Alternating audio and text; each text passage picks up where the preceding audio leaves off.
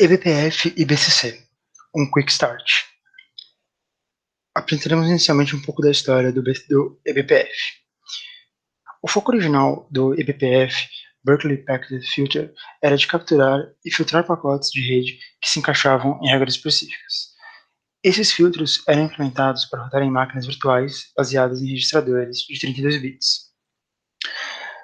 No começo, a capacidade de executar programas do usuário no kernel parecia um avanço de design, mas a estrutura não acompanhou tanto o avanço, dado que a arquitetura utilizada para a máquina virtual e seu conjunto de instruções davam suporte apenas para registradoras de 32 bits.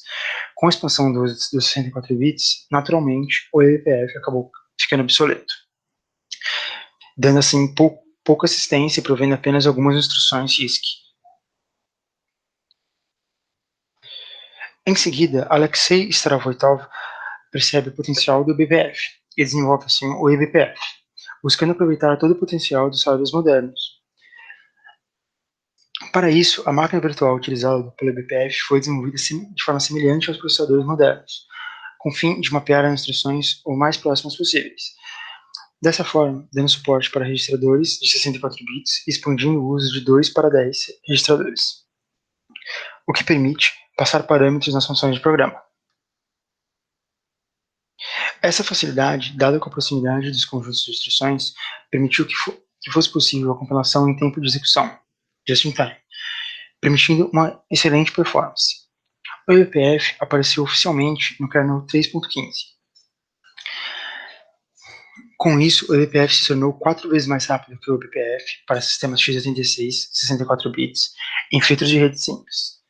Nesse início, as capacidades do eBPF eram utilizadas nos mesmos programas do antigo BPF, que eram traduzidos em commits que eram traduzidos.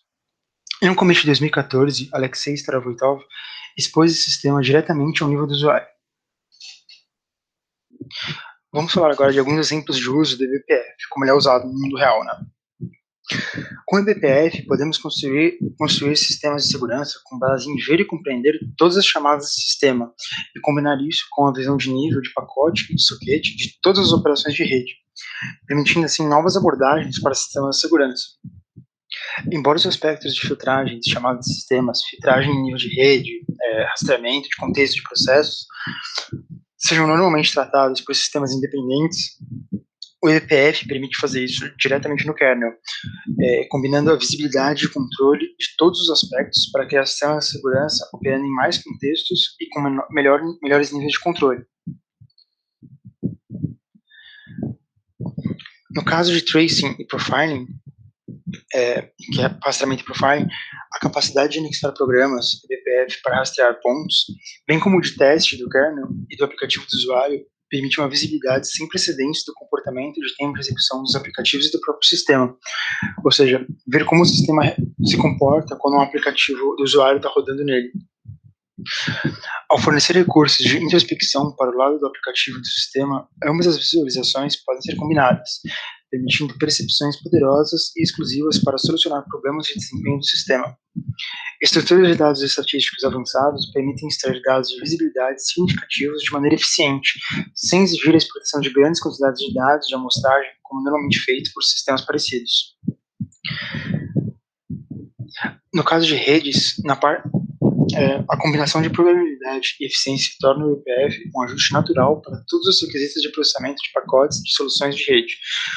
A probabilidade do eBPF permite ainda adicionar analisadores de protocolo e programar facilmente qualquer lógica de encaminhamento para atender requisitos de mudanças, sem nunca deixar o contexto do processo e pacotes do kernel Linux a eficiência fornecida pelo compilador just-in-time, fornecendo um desempenho de execução próximo ao do código compilado nativamente no kernel. Vamos falar agora um breve overview de como o eBPF funciona. Inicialmente, um usuário escreve o programa que usa a biblioteca eBPF. Esse programa é compilado, gerando um BPF bytecode, que então vai ser carregado no kernel. Dessa forma, o eBPF pode executar programas do usuário que podem ser anexados diretamente ao kernel e pode acessar as estruturas de dados do kernel. E de forma a fazer isso de forma segura, o eBPF implementa certas estruturas para garantir essa segurança, fazendo com que Qualquer problema no programa não trave a máquina em nenhum caso. Uma dessas estruturas é o verificador, verifier. O eBPF permite que os códigos a nível do usuário sejam executados no kernel. Contudo, as questões de segurança são completamente abrangidas. As principais checagens antes do código ser carregado no kernel em si são: buscar garantir que o programa termine e não fique preso em loops. Para tal, ele prepara uma busca em profundidade no gráfico de fluxo de execução, o CFG. Assim, detecta instruções que não são alcançadas. Um detalhe sobre essa primeira verificação é que a partir do patch 5.3 é possível utilizar loops com restrição. Essa mudança foi feita pelo Alexei Stravotoev, o criador do eBPF, né? A checagem ainda detecta se o CFG é um DAG, um gráfico direcionado a ciclo. Né? No entanto, quando há arestas formando um ciclo, ele toma basicamente duas decisões. Não permite a execução, caso não seja um código de usuário privilegiado, outra decisão que ele toma é se a aresta de jump é realizada por uma call, apenas jumps simples podem realizar loops restritos. O segundo tipo mais rigoroso de verificação envolve a simulação da execução de cada instrução a fim de analisar o estado da máquina antes e depois, garantindo que as condições dos registradores e da pilha são válidas, identificando jumps para áreas proibidas, impedindo que certas informações sejam acessadas. Nessa etapa, também há um modo de segurança que impede a aritmética com ponteiros. Esse modo é identificado sempre que o usuário não tiver o privilégio caps admin. Ao carregar o programa BPF, é uma forma de garantir que os endereços do kernel não sejam acessados por usuários comuns, assim evitando a leitura e escrita de informações que não são permitidas para aquele usuário. Quando um usuário com privilégios utiliza ponteiros, outras verificações são feitas, como seu tipo, alinhamento e violações dos limites. Outra verificação é feita sobre os registradores utilizados. Eles precisam ser inicializados para serem utilizados. Os vazios não conseguem ser lidos e levam a falha de execução do programa, garantindo que o programa não vai conseguir ler um dado de outro programa que estivesse no registrador. Ele só consegue usar o registrador se ele limpou ele antes. Por fim, é verificado os tipos utilizados no programa eBPF, para restringir quais funções do kernel podem ser utilizadas e quais estruturas podem ser acessadas.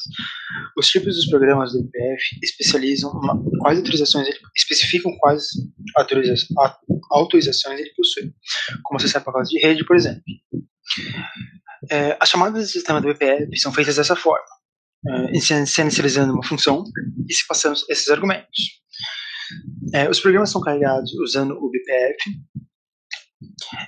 com o comando bpf prog load. Esse é o protótipo da chamada que vocês estão vendo na tela, esse int BPF. Através do BPF attribute, ocorre a permissão para transferência de dados entre os níveis do kernel e o usuário. O formato utilizado depende dos argumentos passados no comando. Esses comandos são responsáveis por criar e multiplicar os mapas do BPF.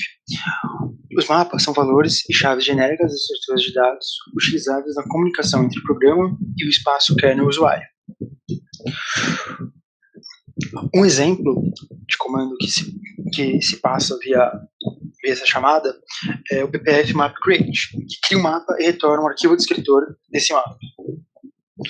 Outro exemplo poderia ser passar um bpf map lookup element, que olha um elemento de uma chave específica de um mapa e retorna o valor dele.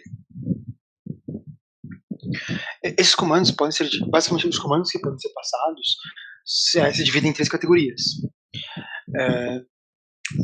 Comandos para trabalhar com programas eBPF, comandos para trabalhar com mapas do eBPF ou para trabalhar com ambos, tanto mapas quanto programas. Esses são chamados de objetos. Os tipos de programa do eBPF. O tipo do programa carregado com BPF prog load identifica 4 coisas: onde o programa pode ser executado, quais funções nativas do kernel podem ser chamadas, qual pacote de dados de rede podem ser acessados diretamente e, por fim, o tipo de objeto passado como primeiro argumento para o programa. No geral, o tipo de programa define uma API a ser utilizada.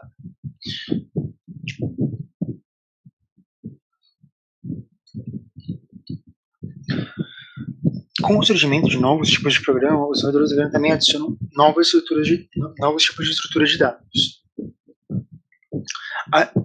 A estrutura principal utilizada pelo programa WPF é o MAP, a qual consiste em uma estrutura de dados genérica que permite a informação ser passada pelo kernel e do kernel ao nível do usuário. O MAP implica em um dado recuperado através de uma chave.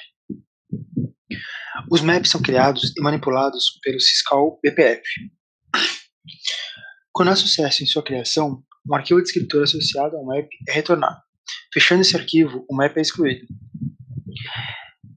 Cada map é definido por 4 valores: um tipo, um número máximo de elementos, um tamanho em bytes para o valor e um tamanho em bytes para a chave. Há diferentes tipos de maps, com diferentes comportamentos, e assim diferentes vantagens para seus usos. Todos os maps podem ser acessados pelo programa BPF ou pelo usuário usando as funções BPF Map Lookup Element e BPF Map Update Element, que permitem a manipulação dos mapas. Alguns tipos performam junto a funções nativas do BPF tarefas específicas em tarefas específicas, como por exemplo o Socket Map. Você pode escrever seu próprio programa eBPF em C compilando com CLang, usando o parâmetro -march igual BPF. Existem muitos exemplos de programas eBPF no diretório samples /bpf do kernel. A maioria tem um sufixo _kernel.c no nome do arquivo. O arquivo objeto bytecode eBPF emitido pelo CLang precisa ser carregado para um programa que seja executado nativamente em sua máquina. Esses exemplos geralmente têm _user.c no nome do arquivo. Para tornar mais fácil escrever programas eBPF, o kernel fornece o biblioteca libbpf, que inclui funções auxiliares para carregar programas e criar e manipular objetos eBPF. Por exemplo, o fluxo de alto nível de um programa eBPF e de um programa do usuário usando libbpf. Pode ser algo como: leia o bytecode eBPF em um buffer em seu aplicativo de usuário e passe-o para BPF Load Program. O eBPF, quando executado pelo kernel, chamará BPF Map Lookup Element para encontrar um elemento em um mapa e armazenar um novo valor nele. O aplicativo do usuário chama BPF Map Lookup Element para ler o valor armazenado pelo programa BPF no kernel. No entanto, todo código de amostra sofre uma grande desvantagem. Você precisa compilar o seu programa BPF de dentro de uma árvore de origem do kernel. Felizmente, o projeto PCC foi criado para resolver esse problema. Incluiu um conjunto de ferramentas completo para escrever programas eBPF e carregá-los sem vincular a árvore de origem do kernel. Vamos fazer alguns exemplos de programa eBPF utilizando essa ferramenta BCC. Nós escolhemos fazer com o BCC devido a alto número de ferramentas e facilitadores que essa biblioteca traz no momento do desenvolvimento utilizando eBPF. Tradicionalmente, em linguagem C pura, nós poderíamos fazer código eBPF seguindo alguns passos, como por exemplo, iniciar a escrita do código em C da função eBPF que queremos injetar no kernel. Depois de escrito, teríamos que compilar utilizando o LLVM, e depois de compilado ainda teríamos que retirar do arquivo final, do arquivo binário que o LLVM gerou, todas as partes extras do código, como bibliotecas importadas, outras seções do código que não são de fato a seção da função eBPF que nós escrevemos. Depois disso, ainda teríamos que escrever outro código em C, que é o código de nível de usuário, que iria ler esse binário eBPF que nós escrevemos anteriormente e compilamos, e aí sim chamar uma syscall do Linux para injetar esse eBPF no kernel, e aí sim o kernel irá executar esse eBPF caso passe em todas as camadas e todas as verificações de segurança. Já com o BCC, essa tarefa é bem mais simples, pois ele possui um front-end em Python, e esse front-end possibilita a gente utilizar várias funções e facilitadores do BCC para escrever um código muito mais facilmente. E toda a parte de compilação e tratativa do arquivo compilado, do arquivo binário, fica encapsulado na própria biblioteca BCC. Portanto, nós apenas escrevemos o código e executamos em modo superusuário, e o BCC irá fazer toda a parte de injeção desse código no kernel e execução. Bom, para começar, nós iremos entrar em uma máquina Linux. Agora que estamos na máquina Linux, vamos criar o arquivo hello.py, que é um arquivo Python, onde irá conter nosso primeiro código de exemplo de eBPF. Bom, nesse código a gente vai criar uma variável string, que é de fato o código C do eBPF, da função eBPF que nós iremos enviar ao kernel. Portanto, nós iremos escrever uma função. Essa função vai seguir o padrão de nomenclatura do BCC, já que é a ferramenta que nós estamos utilizando. E por padrão ela retorna um inteiro. Nós vamos iniciar com um kprobe, que quer dizer que nós vamos iniciar um kprobe, ou seja, na chamada de sistema que nós queremos injetar nosso eBPF. Antes dessa chamada iniciar, o kernel irá executar a função que nós estamos declarando agora. E a chamada de sistemas que nós queremos encapsular seria a sysclone. Também ela vai receber um parâmetro do contexto e pronto. Agora a gente tem a função declarada e nós podemos escrever o código dessa função. Como é um exemplo, a gente vai apenas escrever hello world. Então nós podemos fazer o print do BPF.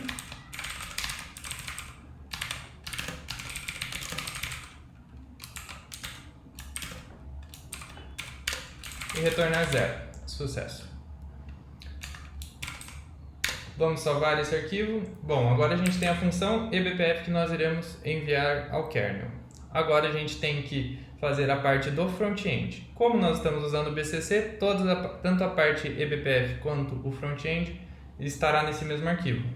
Então, na variável texto a gente tem o que seria o, entre aspas, back-end, que é o código eBPF. E agora, em Python, a gente vai escrever o front-end, que nada mais é do que injetar esse texto para o kernel.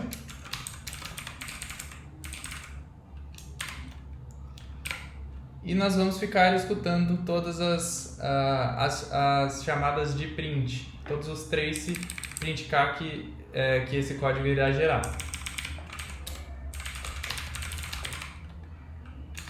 Pronto. Essa chamada de sistema sysclone ela é executada no início de cada processo do Linux. Então nós vamos, na verdade a gente vai printar hello world sempre que o Linux iniciar, del fork ou criar algum processo. Podemos executar com Python, desde que tenha todas as bibliotecas do BCC instaladas corretamente.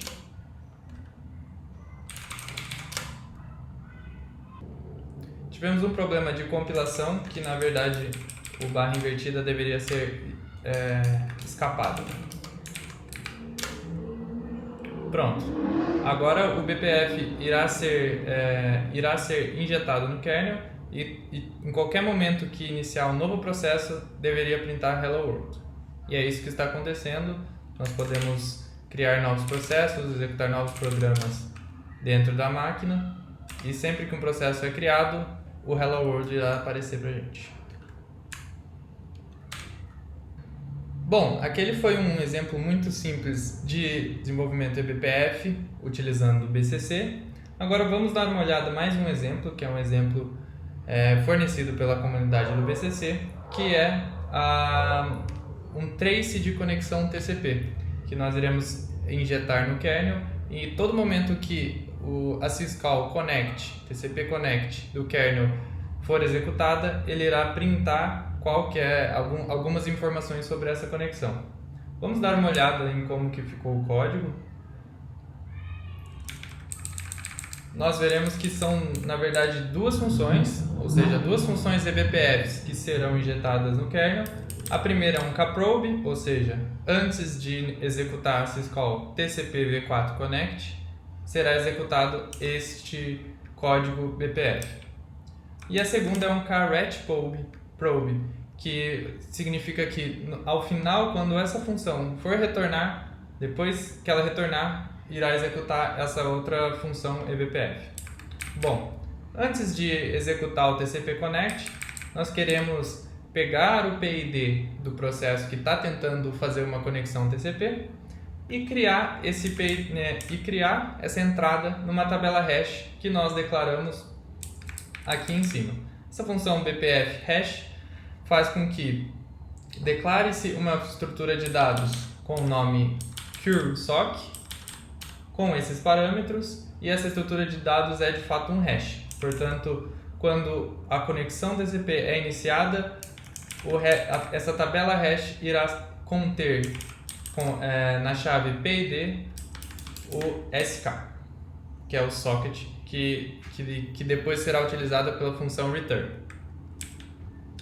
Na função return, que é o caret probe, ele irá fazer algumas verificações e no início irá verificar na tabela hash que foi inicializada no kprobe. Nesse momento a gente tem certeza que o kprobe já executou porque a syscall está retornando. Então a gente já sabe que nessa estrutura de dados a gente vai ter uma chave com o PID do processo que está tentando fazer a conexão. Portanto, nós conseguimos pegar o socket que foi passado como parâmetro no início da função, no início da syscall. Depois disso, será feito um print K de trace dessa conexão. Então, irá printar qual que é o endereço de origem da conexão, qual o endereço de destino e qual que é a porta de destino da conexão. E por fim, irá apenas deletar da tabela hash esse PID. Essa foi a parte do eBPF, back-end, e agora o front-end escrito em Python é muito simples. Ele apenas cria uma função ntoa, que converte o endereço do formato kernel para um formato string que a gente possa ler mais facilmente. Imprime um header para ficar mais visual e entra em um loop infinito que iria verificar todas as chamadas printk que o eBPF chamam lá em cima no momento de retorno de uma TCP Connect e vai tentar pegar todos os campos desse trace e por fim apenas imprimir. Então todo o trabalho é feito no kernel pelas duas funções eBPF que foram injetadas, e o front-end apenas vai ficar imprimindo o que as funções estão gerando. Nós podemos executar esse código também em superusuário.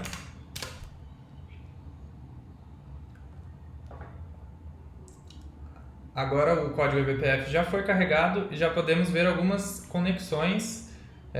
Nós podemos ver que essa máquina está se comunicando com ela mesma pela porta 10050. Temos alguns outros serviços que estão rodando nessa máquina.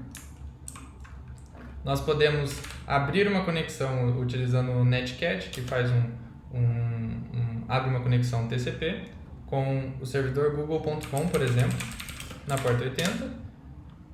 E vemos que aqui a porta 80 e esse é o IP de origem dessa máquina e por fim o IP do Google que ele tentou se comunicar.